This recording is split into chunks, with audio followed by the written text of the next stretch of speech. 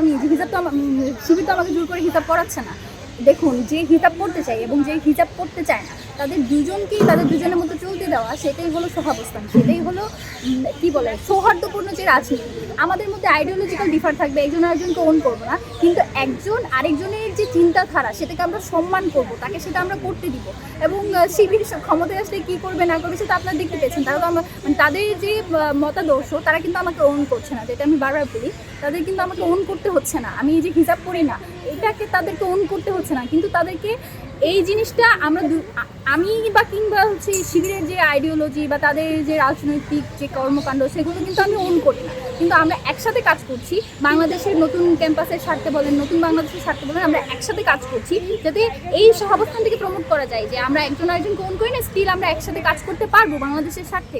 এটাই তো বাংলাদেশের জন্য দরকার, এটা তো আমাদের ক্যাম্পাসের জন্য দরকার। তাহলে কি জন্য একজন নারীর ছবিটা বিকৃত করা হলো? তারা কি ভেবে এই কাজটা করেছে? এইটা কিভাবে করেছে তারাই করতে পারবে। তারা বিকৃত মানসিকতা তারা বিকৃত করেছে। তাদের সর্বসময় আমরা সবসময় দেখেছি যারা বাংলাদেশপন্থী রাজনীতি করে তাদেরকে ভারতীয় আধিপত্যবাদে যারা বিশ্বাসী তারা বারবারই ভিক্টিমাইজ করেছে। এবং আপনারা দেখে থাকবেন গত 16 বছরে কীভাবে দাড়ি টুপি থেকে শুরু করে ইসলামপন্থী যে দলগুলো রয়েছে সেগুলো কীভাবে হচ্ছে মার্জিনালাইজ করে রাখা হয়েছে। তো এইটাই ফলশ্রুতিতে হচ্ছে আমরা গতকালকের ঘটনাটা মনে করছি।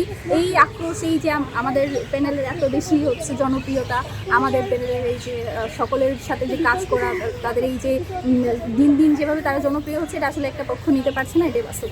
আপু হচ্ছে কেউ কেউ মনে করতেছে আপনাদের ভার্সিটির শিক্ষার্থীরা যে শিবির যদি নির্বাচিত হয় তাহলে আসলে পুরা ক্যাম্পাস ইসলামিক নিয়মে চলবে। আসলে এটা আপনি কি মনে করেন? দেখুন, ইসলাম কি বলে সেটা আসলে আমার বলা উচিত না, তবে আমি যতটুকু জানি ইসলাম হচ্ছে এই যে ইনসাফকে প্রতিষ্ঠা করতে চায়, বা ইসলাম হচ্ছে এই সহাবস্থানটাকেই প্রমোট করে।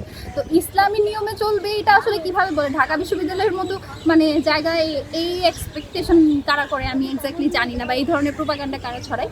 তবে হ্যাঁ, শিবিরের এই যে প্যানেল বা শিবির সমর্থিত যে প্যানেল, সেটা তো আপনারা দেখতে পেয়েছেন তারা কীভাবে ইনক্লুসিভিটিকে প্রমোট করেছে।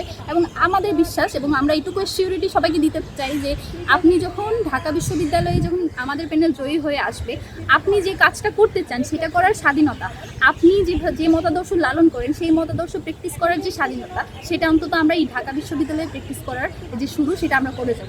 অন্যান্য দলের মতো আমরা আসলে এখানে দখলদারিত্বের রাজনীতি চালিয়ে নিজের মতাদর্শ চাপিয়ে দিব না, কিংবা ডাকসু বন্ধ করে দিব না। আমরা বরং এই চেষ্টা চালিয়ে যাব যাতে আপনাদের দিন দিন আরও হচ্ছে আমাদের প্রতি যে ভালো লাগা ভালোবাসা সেটা যাতে পারে। ধন্যবাদ।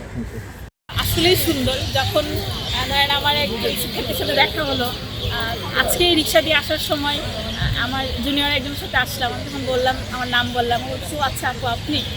এই যে একটা বিষয়, যে এতদিন আসলে সেই জায়গাটা আসলে অনুভব করতে পারি নাই। আমরা ক্যাম্পাসের প্রত্যেকটা আন্দোলন সংগ্রামে থেকেছি, কিন্তু কখনো আমাদের অস্তিত্বটা জানান দিতে আসলে পারি নাই।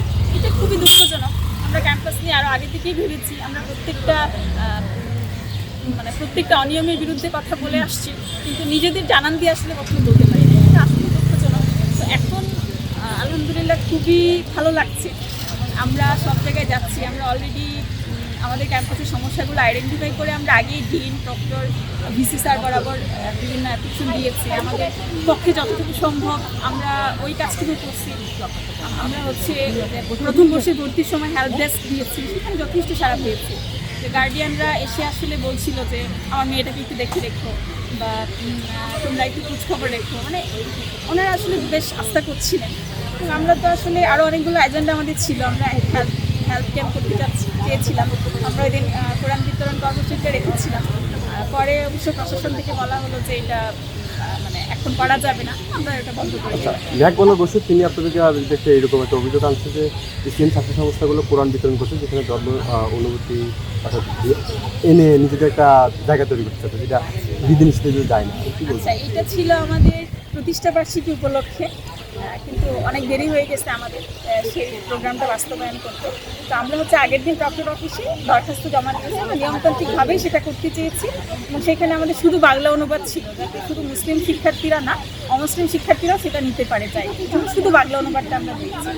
তো প্রক্টর অফিস থেকে আমাদের কিছু বলা হয় নাই তখন। পরে হচ্ছে নির্বাচন কমিশন থেকে আমাদের জানানো হয়েছে যে ডাকসুর আগে হচ্ছে সেটা করা যাবে না এরকম। তো আমরা বলার সাথে সাথেই আমরা সেটা বন্ধ করে দিচ্ছি। আমরা অ্যাপোলজাইজ স্যারকে আমরা বলছি যে আমাদের যদি এটা আগে বলতেন তাহলে আমরা তো ঘোষণা দিয়ে এখানে আসতাম না। যে এখন করা যাবে না যে বিষয়টা, এটা তো আমাদের আগে বলেন নাই। তখন স্যার আমাদেরকে দুঃখ প্রকাশ করেছে। কোরআনটা একটু উল্লেখ হ্যাঁ, করবেন। কোরআন বিতরণ কর্মসূচিটা হচ্ছে যখন আমরা করতে চেয়েছি, তো আমরা এটা আনুষ্ঠানিকভাবে ব্যানার টেনার করে আমরা শুরু করছি। এরপর নির্বাচন কমিশন থেকে আপত্তি জানানো হয়েছে। তখন আমরা এটা বললাম যে যদি এখন কোরআন বিতরণ কর্মসূচি করা না যাবে, যখন আমরা দরখাস্ত দিয়ে গিয়েছি তখন আমাদের জানালে আমরা এটা করতাম না। তখন স্যার দুঃখ প্রকাশ করলেন এবং বললেন যে আজকে এটা নোটিশ আকারে আসবে। পরে আমাদেরকে স্যার অনুরোধ করলেন যে ঠিক আছে, আপনাদের তো অনেক কষ্ট হলো, আমি আপনাদেরকে অনুরোধ করছি, এটা নিয়ে অনেকেই জলঘোলা করার চেষ্টা করবে, আপনারা একটু বন্ধ করে দিলে ভালো হয়। আমরা সাথে সাথে হচ্ছে ব্যানার খুলে আমরা সেটা বন্ধ করে দিয়েছি। Thank you.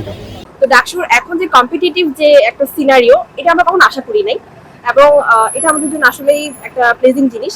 তো আলহামদুলিল্লাহ আমরা এনজয় করতেছি, অবশ্যই এনজয় করতেছি যে একটা হাড্ডাহাড্ডি লড়াই হবে। তো এই জায়গায় আমরাও ভোটটা দিতে পারবো এবং ভোটটা একদম সুষ্ঠু হবে, এটা আমরা আশা রাখতে পারছি আলহামদুলিল্লাহ।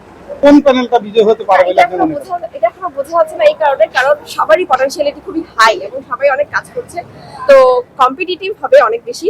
তো এটাই আসলে আমাদেরও এক্সাইটমেন্ট যে আসলে কে জিতবে সেটা আমাদেরও জানার বিষয় আর কি। তো একটা ফুল প্যানেল জিতবে এরকম আশা করা যাচ্ছে না, এটা ডাইভার্স হতে পারে। ঐক্যমতের প্যানেল দিয়েছি, এই ঐক্যমতের প্যানেলটা আপনার যেখানে চাকমা উপজাতি আছে বা অন্যান্য মানুষ সবাই আছে, এটা আপনার কাছে কেমন? আমরা আশা করি যে প্রত্যেকটা দলই এই ডাইভার্সিটিটা রাখবে। তো যেহেতু এখনো ছাত্রদল বা আরো যে এটা শুধু শিবির যে করছে এমন না, আমরা দেখেছি যে আরো যে স্বতন্ত্র প্যানেল ছিল সেই প্যানেলেও কিন্তু বিভিন্ন ডাইভার্সিটি ছিল।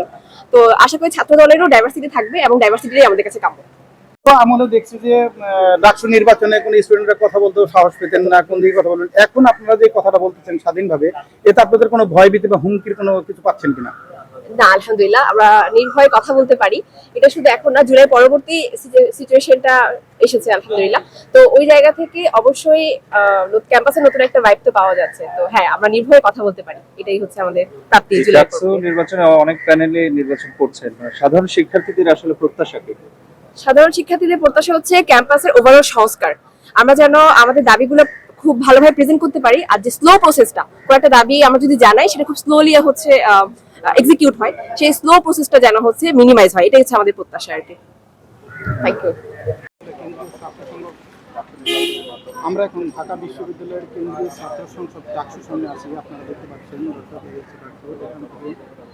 ছাত্রদের